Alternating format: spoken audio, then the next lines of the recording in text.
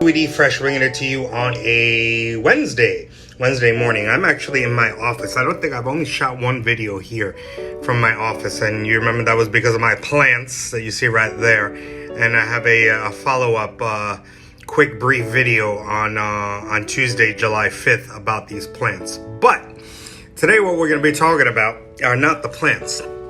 And I figure I'm in the office, and I figure a different venue we'll do my video here. So what we're going to be talking about was inspired actually by a couple of things. And this is the college segment of our YouTube channel. Now, what inspired this was, number one, I was passively watching Ole Miss, the University of Mississippi, win the College World Series, and passively, and also passively paying attention to the NBA draft. And also seeing, if you see this past Thursday, my short clip was based on the kids that I work with, part time, and that they were working out and doing stuff, hopefully to play college sports, and it inspired me to start the playlist that I've been meaning to start, which is college athletics. And I'm going to name it college athletics because there's a couple of different avenues to take a look at and different angles. And so the angle that I want to start with college athletics is the big one, which is the NCAA. And so that is a long version of what inspired the start of this playlist, college athletics. So we're going to do a brief introduction to the NCAA. That is the big grouping for playing ball in college, and for you to get some type of championship, and hopefully if you're good enough to play professionally. Now, the obvious is never obvious. What does the NCAA stand for? It is called the National Collegiate Athletic Association. So the NCAA or the NCAA. Its primary purpose is to integrate intercollegiate sports into the college experience. Now, the key word is intercollegiate because that means they play sports, different sports like that, soccer, football, baseball, basketball, hockey, etc. They play within different colleges. There are something else called intramural or within house, where you play sports within among each other within your same college. This you are playing with other colleges, and so it becomes part of your college experience. There are three major divisions. There are other divisions within these divisions. The primary divisions are Division 1, Division 2, Division 3. Division 1 and 2 primarily offer full or partial scholarships to college, and full can mean everything, including books and room and board, food, everything else. Partial is exactly that. And Division 3 offers intercollegiate athletic competition. So you play within colleges, but they're generally minimal, if any, scholarship assistance. Now, again, with the first thing you got to do, and I'm gonna go back to it again in my next slide, is you need to go to the NCAA Eligibility Center. It used to be called the NCAA Clearinghouse, but now it's called the Eligibility Center, and you can play sports for many different colleges throughout the United States, and it could definitely lead to some big money, and that's why people do play in the NCAA, because it can lead you to a very profitable professional career. Most don't. I would say at least 95% don't. But a good 5%, they do become millionaires from being in the NCAA and going off into professional athleticism. So, what is the NCAA Eligibility Center? It is a website designed to register yourself to be eligible to play sports in college. All you need to do is to Google, my best friend Google, NCAA Eligibility Center. You must register yourself. Your counselor can't do it. Your coach can't do it. You need to do it. But they know I'm a spectacular athlete. They won't know anything until you register yourself. Every athlete that plays for the NCAA has registered in this eligibility center. Now, it should take 15 to 30 minutes to fill out the initial registration. That's stuff like your name, your address, your phone number, etc., etc., etc. Basic things. And things that you should be aware of, as with the FAFSA, connections, reflections, the FAFSA, your college applications, things, stuff like the common application, things that we've dealt with in the past and we'll deal with again. Make sure you have a valid email and the email is appropriate. And if you are interested in, and we're going to use the right terminology, and we're going to move from going forward, we're going to use these expressions, because you don't want to sound foolish when you're talking to colleges. And we'll eventually talk about how to talk to colleges and what parents should know, what students should know, things of that nature in future videos. That's why I call it College Athletics, the playlist. But let's call it what everybody calls it. It's called D1, D2, D3. D1 and D2. The cost is $90. It used to be $50, but now it's $90. You say, but why am I going to spend $90 to possibly play in D1, D2 schools? Basically because you're going to get a lot of money to play sports, not cash, but you're going to get paid in terms of getting a scholarship and getting a free education, and possibly leading you to professional athleticism anywhere here in the, playing sports anywhere in the United States. And so that's why it costs you $90. D3 is free. And because, like I said, scholarship offers are minimal at best. Now, the three phases of the NCAA eligibility process. Number one, which we just spoke about, getting your certification account, which is for D1 and D2, and profile page, which again is free. It's just saying, hey, I want to play intercollegiate sports for D3. This is usually done in your 9th or 10th grade, as we just mentioned in the previous slide, the NCAA Eligibility Center. I would do it, like I said, in 9th or 10th grade, to make sure that your stuff is out there and you're not delaying. Now, the next stuff that we're going to be talking about, the meat and potatoes of this, is we're having an up-to-date transcript after the 11th grade, which is explained in the next slides. In other words, what you need to have done in your high school experience, and then eventually sending your final transcripts and requesting amateur certificate. So those are in other words, when you're done. So this way, it's like, hey, I'm done, I'm finished, and I'm ready to rock and roll.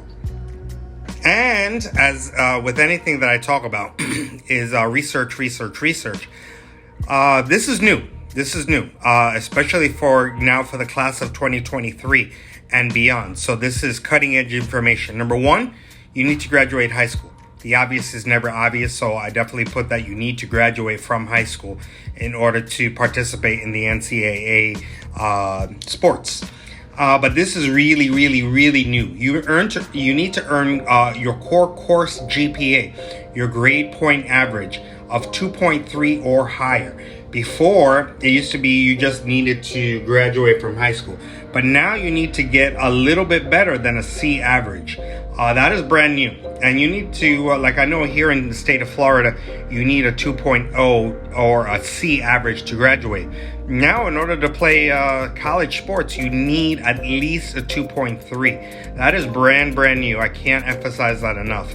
So, and we're going to talk about right now, what are those core courses that you need to take. And this is across the board, across the United States. And even also, if you're looking at this abroad, what you need in order to play intercollegiate sports here in the United States. So I'm stopping that for a second for you to write it down. You need a 2.3 in these courses, which we're going to talk about right now. So you need to complete 16 core courses. Now, this is across the board, whether you're watching this out of the United States or within the United States. This is across the board. You need to make sure that you get these classes. That's why I get these books here. And you need to attend class and do at least get that C 2.3 average, especially in your classes like math and science. You need to have 4 English. In other words, you need to have 4 credits. At least here in Florida, 1 credit means 1 full year or 1 full year load of a class. So 4 English means 4 credits or 4 years of English. So this is why I don't repeat myself when I say these things. That's what the number stands for.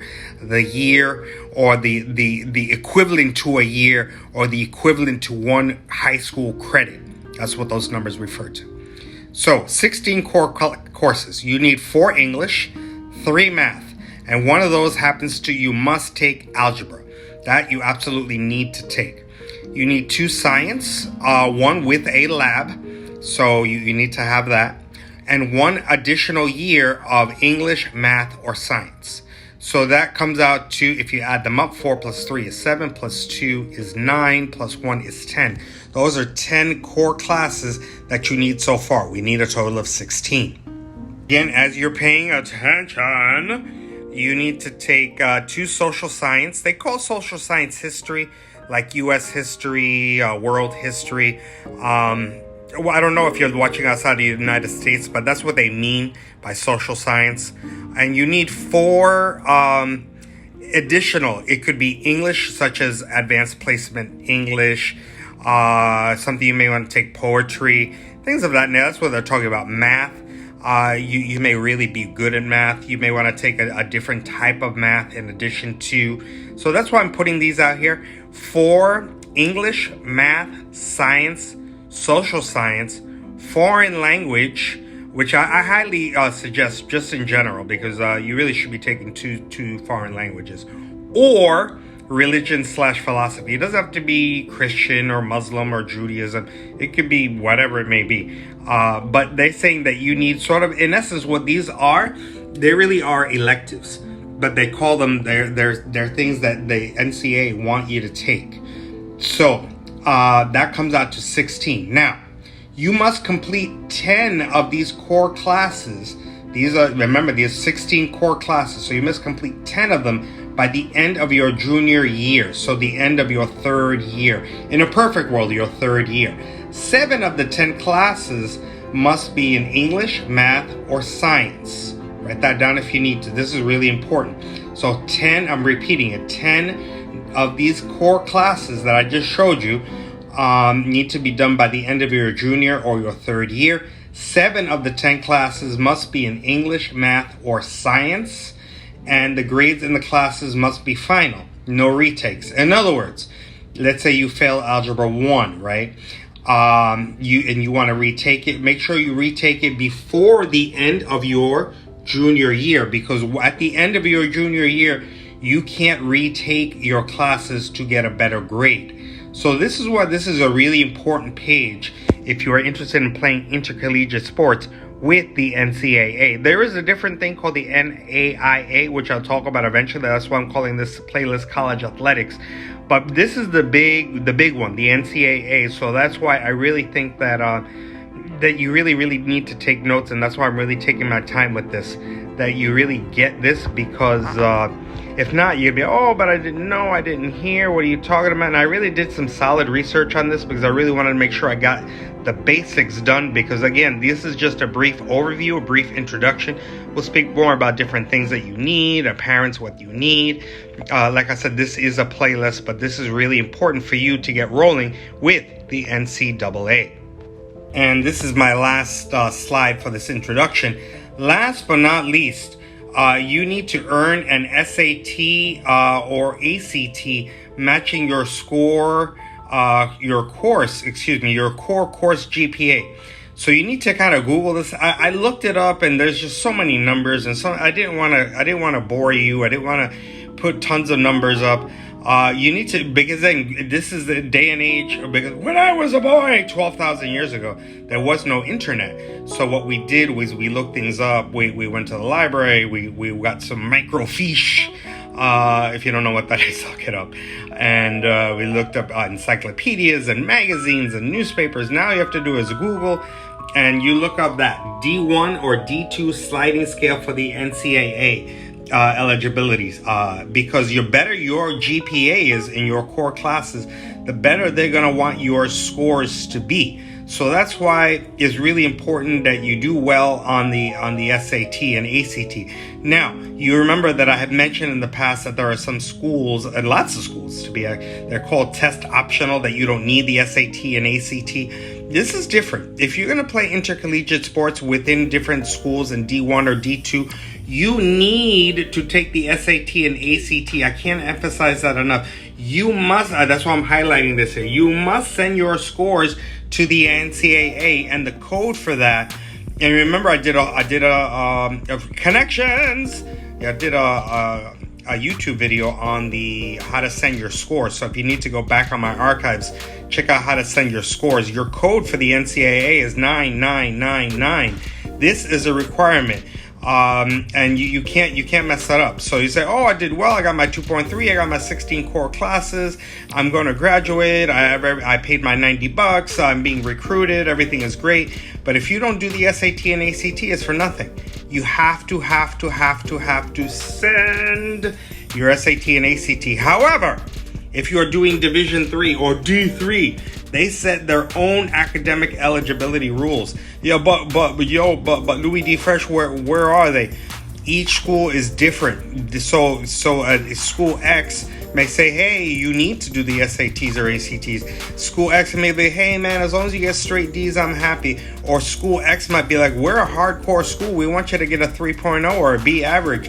Every school is a little different for Division 3. They set their own rules. And once everything is complete, then, I mean everything, I mean your final transcripts get sent out, your SATs and ACTs are sent out, you do your classes, you pay your $90, you're signed up, you signed up for a school, you're gonna play baseball, basketball, football, lacrosse, whatever it is. Then, once all that is done, you will receive your final certification of your amateur status, because that's what the NCAA is, your amateur, via the NCAA Eligibility Center. I have not done a long video like that in a long time, but as you see my plans again, I'm going to use this again. I'm using my final thoughts as my clip. This is really important. The NCAA is so important because this really can pay for your college. This can pay for you. You can go to college debt free. You if you're good enough and you work hard enough, as you saw on my video on Thursday, you practice, you might end up being a professional and making millions of dollars. So this is why this is a critical component to your college application process if you're interested in playing intercollegiate sports, because it really is worth it. It's worth your time. It's worth your effort. And do it. If you're good and you can just do it. I mean, don't be foolish. So, NCAA Eligibility Center. Check this video out. Take notes, and I think it's really well worth it. You make it a great day. Louis D. Fresh.